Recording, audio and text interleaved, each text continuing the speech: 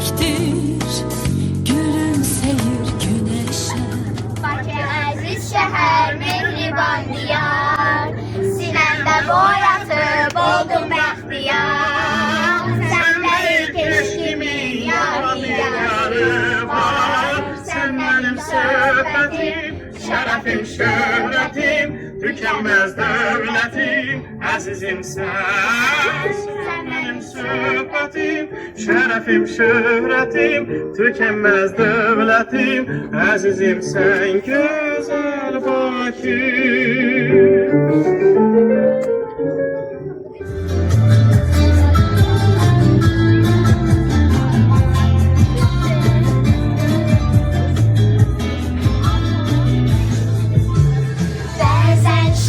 yuxularla dönüb şıtan kiçik qıza, sevincilər yürürəm doğma məktəb yollarında.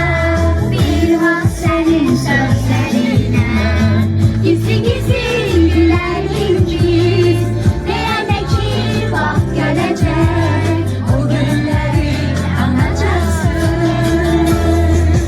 Əziz müəllimim, dediklərin olur imiş sətir sətir, nə olarsan o günləri bir canlı geri gətir. Əziz müəllimim, dediklərin olur imiş sətir sətir, nə olarsan o günləri bir soruşma, səndən ayrı qalmaq elə püstü püstdən betər. Bitər bu hicran bitər, gedər gözümdən kədər, sənə hissim ayrı yüzdümün könlüm səni istər. Yeter bir baxışım, bir gözüm, qara gözüm, qara gözüm, qara gözüm, qara gözüm.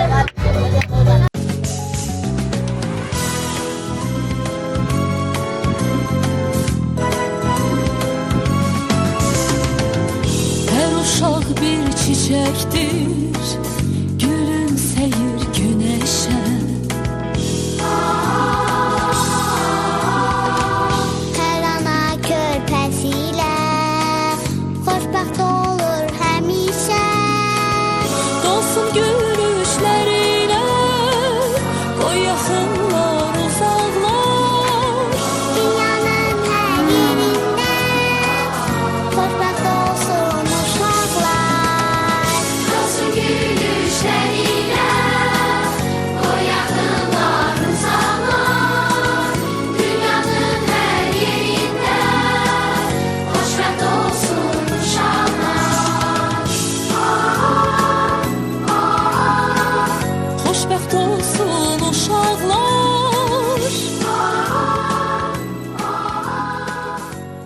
Kızlar möhkəm olun, iradəli olun və mütləq sona qədər çalışın, yorulmayın, gecələr yatmayın, gündüzlər dincəlməyin, oxuyun. Oxuyun istəklərinizə çatana qədər. Çox xahiş edirəm, hətta yalvarıram, oxuyun. Vallahi özüm timsalı deyirəm, oxumaqdan ancaq xeyir qazanıram. Ancaq yaxşı bir şey əldə eləmişəm. Heç vaxt bir saniyə olsun belə peşmançılıq hissi keçirməmişim. Niyə oxudum? Hətta arada fikirləşirəm ki, daha gərək bundan üçün oxuyam. Gecələr yatmadığım günlər olur. Bəli, imtahanlara hazırlaşmaq, universitet imtahanları. Amma gərək deyirəm ki, bundan üçün oxuyam. Lap dövlət xadimi olar, deputat olar. Yəni, edin bunu, çox xahiş edirəm.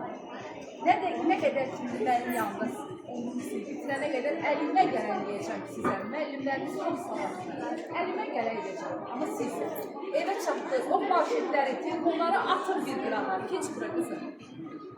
Onlar sizə xeyir gətirməyəcək, onlar sizə cahiliyə qalacaq, məhv edəcək. Ancaq o kız eşitirsiniz. İnşallah. Ümid edirəm ki, bugünkü kino doğrudan həyatınıza bir rəngarəng olacaq. Bir yenilik gətirəcək.